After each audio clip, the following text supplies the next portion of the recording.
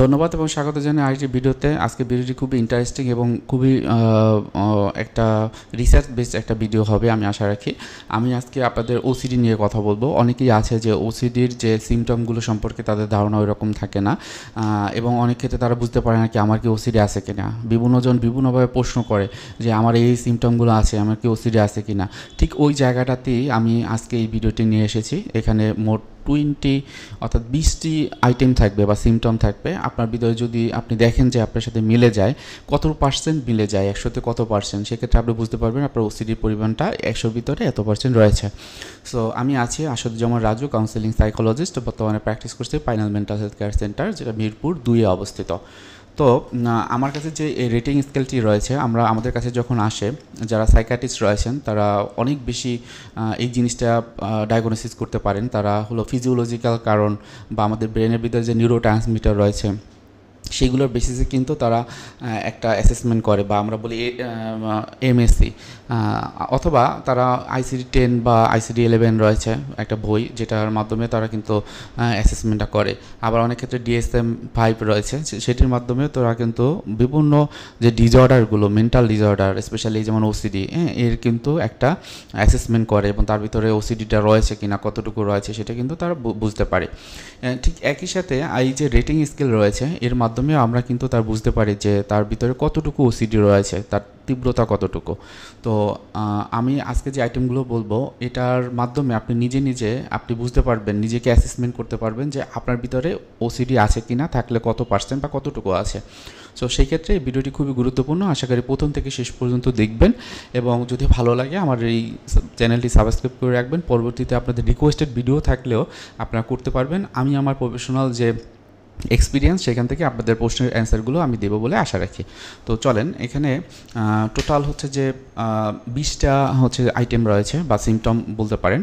So আমি এক এক করে বলি। তার আগে হচ্ছে যে কারা এটা তৈরি করেছে, এটা তৈরি করেছে আমাদের শ্রদ্ধেয় কামরুজ্জামান মজুমদার স্যার এবং রুকেয়া বেগম ম্যাডাম। ওনারা হচ্ছে যে clinical and psychology department Dhaka ইউনিভার্সিটিতে। তো ওনারা মূলত হচ্ছে যে দেখা যায় যে রেটিং স্কেলগুলো তৈরি করে এগুলো অনেক সময় বাইরের কান্ট্রিতে কিন্তু করা হয়ে থাকে। তো সেই ক্ষেত্রে যেটি হয়,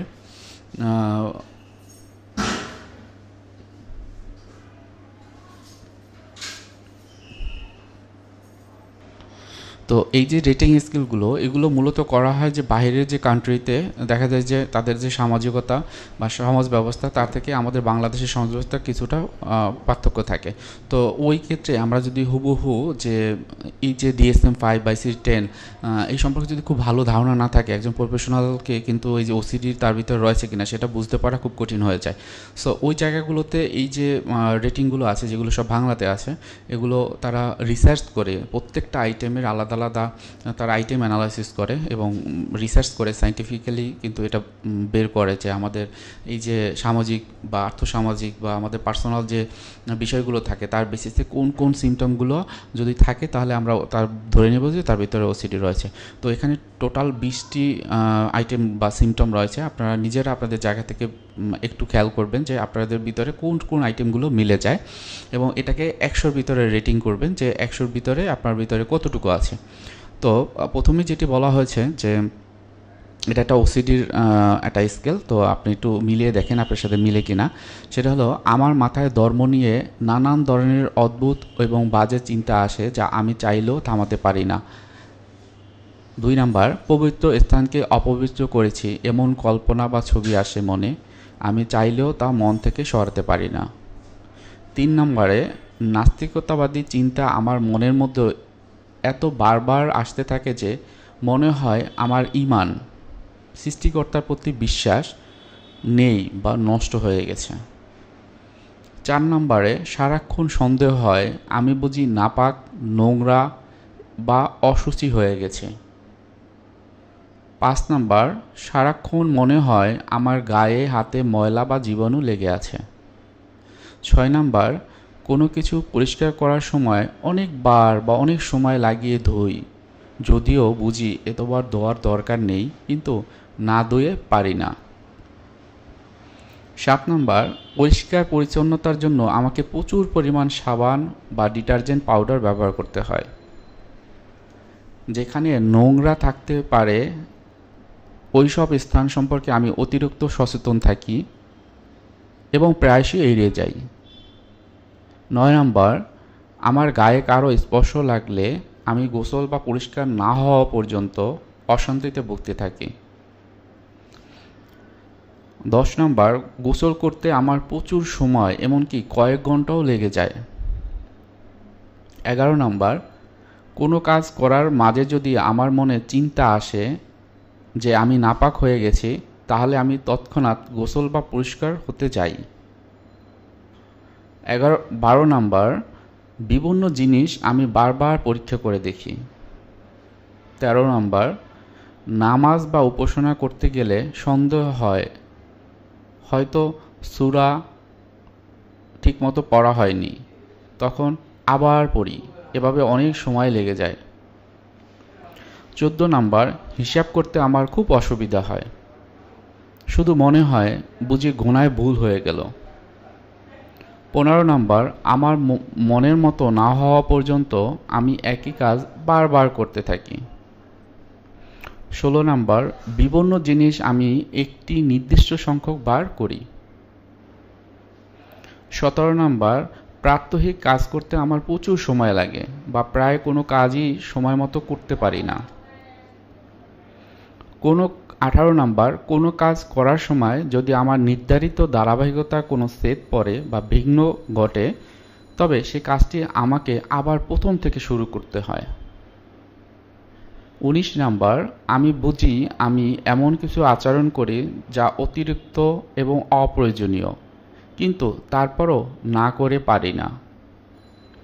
20 নম্বর, কিছু কিছু ব্যাপার নিয়ে আমি অতিরিক্ত খুঁতখুঁতে বলে অন্যরা প্রায়ই আমার উপর বিরক্ত হয়। এখন এই যে আইটেমগুলোর কথা বলা হয়েছে, এই আইটেমগুলোর ব্যাপারটা হলো যে আপনি মিলিয়ে দেখবেন আপনার ভিতরে কত পার্সেন্ট আপনি মিলে। এখানে একটা রেটিং স্কেল আছে যেখানে বলা হয়েছে যে আপনার এই যে সিমটমগুলো কোনো ক্ষেত্রে যদি মিলে যায় সেক্ষেত্রে আপনি রেটিং করবেন। সেটা হলো আবার 5টা ধরন আছে, যেমন একেবারেই নেই, মানে আপনার ভিতরে এই ধরনের সিমটম একেবারেই নেই, তার মানে হলো এটা 0 পাবে।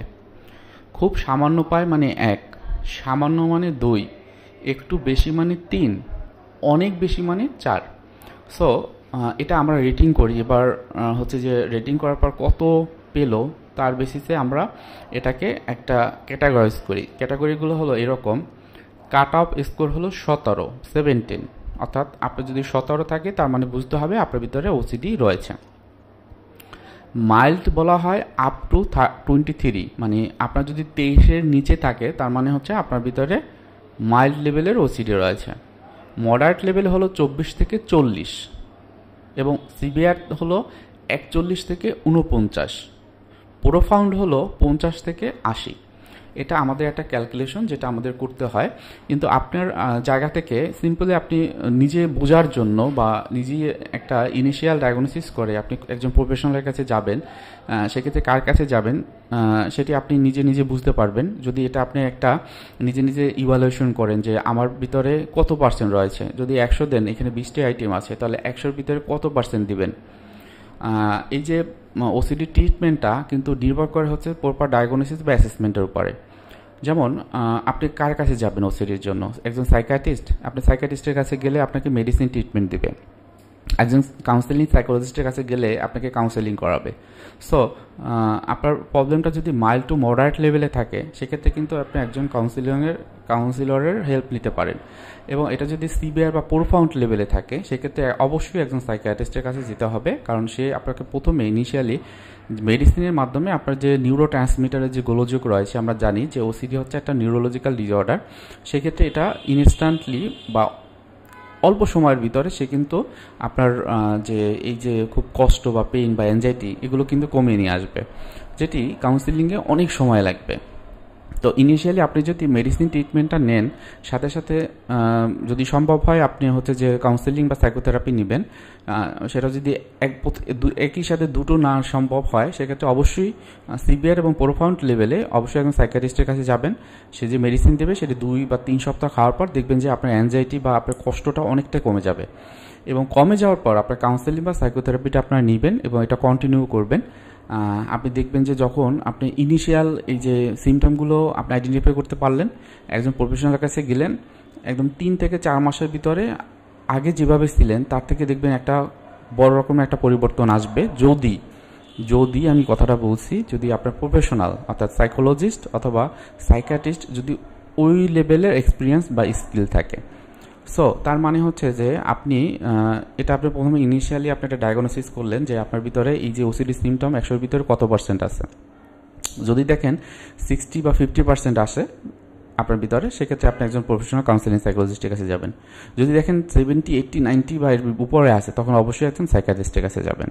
তবে কখনোই চিন্তা করবেন না যে আপনি যতটুকু আছে আপনি নিজে নিজে এটাকে চেঞ্জ করতে পারবেন, কারণ ওসিডি একটা নিউরোলজিক্যাল ডিসঅর্ডার বলা হয় এই কারণেই, কারণ এটা আপনার ব্রেনের কোনো গোলযোগের কারণে কিন্তু আপনার সিমটমগুলো অর্থাৎ অবসেশন এবং কম্পালশনটা আসছে। সো এটাকে ইগনোর করার কিছু নেই এবং এর প্রপার ট্রিটমেন্ট আছে। শুধু দরকার হবে আপনাদের একটু ইনিশিয়েটিভ নেওয়া, একজন প্রফেশনালের কাছে যাওয়া, তার কাছে গিয়ে আপনার এই যে ট্রিটমেন্ট প্রসেসটা সেটি নেওয়া, এবং এর মাধ্যমে কিন্তু আপনি দেখবেন যে আপনি অনেক ভালো থাকতে পারবেন। হয়তোবা আমি দেখি যে অনেকে বলে যে লাইফটা শেষ হয়ে গেছে, লাইফটা ধ্বংস হয়ে গেছে, ওসিডির মতো এরকম কষ্ট অন্য কোনো ডিসঅর্ডারে নেই। আবার অনেকে লজ্জা পায় যে আমার যে ওসিডি রয়েছে এটা কি আমি কাউকে বলবো কি না, বললে তারা কিভাবে নেবে। এগুলো সবই মিথ, কুসংস্কার। আমাদের কাছে যারা আসে তারা সবাই কিন্তু ইনসাইট থাকে, মানে তারা কথা বলতে পারে, তাদের সমস্যাগুলো সম্পর্কে তারা নিজেরা সচেতন এবং তারা বলতে আসে। এবং টক থেরাপি বা সাইকোথেরাপি আমরা বলি, বা কগনিটিভ বিহেভিয়ার থেরাপি খুবই ইম্পর্টেন্টলি কিন্তু ওসিডি ক্ষেত্রে ভালো কাজ করে। এবং আমি দেখেছি EMDR থেরাপি আছে, NLP থেরাপি আছে, মাইন্ডফুলনেস মেডিটেশন আছে, তারপর হচ্ছে যে রিল্যাক্সেশন এক্সারসাইজ যেমন ব্রিদিং এক্সারসাইজ, এগুলো কিন্তু খুবই ভালো কাজ করে। এবং আপনি একদম যদি আপনি কিছু সেশন নেন এবং সাইকিয়াট্রিক মেডিসিন নেন, ইনস্ট্যান্টলি আপনি দেখতে পারবেন একদম বড় রকম একটা পরিবর্তন চলে আসবে। এখানে আরেকটা জিনিস বলি যে অনেকে ভয় পায় যে আমি যে কাউন্সেলিং বা সাইকোথেরাপি নিব, মেডিসিন নেব, এগুলো তো অনেক খরচ। আসলে খরচ সেরকম কিছুই না। আপনি ইনিশিয়ালি 1 মাস অন্তত আপনি দেখেন। আমি যদি বলি যে আমাদের যে ইনস্টিটিউশন রয়েছে সেখানে আমরা সাইকোলজিস্ট এবং সাইকিয়াট্রিস্ট রয়েছি, আপনি হয়তো বা 1 মাসে ট্রিটমেন্ট নিলে সেখানে হয়তো বা কাউন্সেলিংয়ের যে ফিটা হয়তো বা 4 বা 3 টাকা এরকম লাগবে। সাইকিয়াট্রিক যে ট্রিটমেন্ট সেটা হয়তো বা আপনার ক্ষেত্রে হয়তো বা 1600 টাকা লাগবে। এবং আপনার মেডিসিনের জন্য যদি খুব বেশি সিভিয়ার বা অন্য কিছুর উপর নির্ভর করে, মোটামুটি আপনি দেখবেন যে কত এই যে হয়তো বা 400 থেকে 700 বা 800 টাকার ভিতরে 1 মাসের পুরো ওষুধ পেয়ে যাবেন। সো এই ট্রিটমেন্টটা যদি এই যে বললাম 1 মাস যদি কন্টিনিউ করেন, আপনি যদি ভিতরে পরিবর্তন দেখেন, তখন কিন্তু আপনি নিজেও ইন্সপায়ার্ড হবেন যে আমি আসলে ট্রিটমেন্টটা কন্টিনিউ করব। তো আপনি দেখেন একটু ক্যালকুলেশন করে কত টাকাই বা লাগে, কিন্তু এর থেকে আপনার মনের কষ্টটা কি কম? এবং আপনি তো জানেন যে আপনার যখন কষ্টগুলো হয় আশেপাশের মানুষ বুঝতে পারে না, তারা অনেক সময় ভুল বোঝে, ফ্যামিলি মেম্বাররা ভুল বোঝে, কারণ তারা এই সম্পর্কে ওই রকম তাদের জ্ঞান কম। সো আপনি আপনার ইনিশিয়েটিভটি নেন এবং আপনি ওসিডির জন্য ইনিশিয়াল এই যে ডায়াগনোসিসের কথা বলা হয়েছে এটা একটু চেষ্টা করেন এবং পরবর্তী যে স্টেপগুলো এগুলো করেন, আশা করি একদম এখান থেকে খুব ভালো একটা রেজাল্ট পাবেন। আমাদের এই চ্যানেলে আপনি দেখবেন যে ওসিডি থেকে মুক্তি পেয়েছে এরকম বেশ কয়েকটা ভিডিও আছে, তাদের কাছ থেকে আপনি ইন্সপিরেশন পেতে পারেন। এবং আজকে ভিডিওটি এখানেই শেষ করব। সাথে সাথে আমি বলবো আপনার আমার ভিডিওগুলো যতটুকু সম্ভব লাইক করবেন এবং যদি শেয়ার করার ইচ্ছা লাগে করতে পারেন, কিন্তু সাবস্ক্রাইব করে রাখবেন যদি নতুন হয়ে থাকেন। আমি বরাবর ওসিডির উপরে কাজ করছি। আমার এমফিল যে রিসার্চ সেটিও কিন্তু আমি ওসিডির উপরেই করছি। আমি দেখছি যে বাংলাদেশে একটা বড় একটা অংশ রয়েছে 1 থেকে 2% যারা হলো এই ওসিডি বা অবসেসিভ কম্পালসিভ রোগে ভুগছে। তো আমার এই লক্ষ্যকে সামনে রেখেই কিন্তু আমি আমার একটা বড় আমার লাইফে বলা যায় বা কেরিয়ার লাইফে বা এডুকেশনাল লাইফে একটা বড় একটা যে চ্যালেঞ্জ সেটা কিন্তু ওসিডির উপরেই নিয়েছি। তো আশা করি আপনারা আমার সাথে থাকবেন এবং আমি অবশ্যই ওসিডি পেশেন্টদের জন্য আমি আসলে বাংলাদেশের ওসিডি পেশেন্টদের জন্য কিছু করতে চাই। আপনাদের সাহায্য আমার দরকার। আপনার সাথে থেকে আমাকে হেল্প করবেন এবং আমিও চেষ্টা করব আমার মেধা, জ্ঞান, আমার অভিজ্ঞতা এবং অল ইন অল আপনাদেরকে কিছু দেওয়ার জন্য। সবাই ভালো থাকেন, সুস্থ থাকেন, সবার জন্য শুভকামনা রইল। আসসালামু আলাইকুম।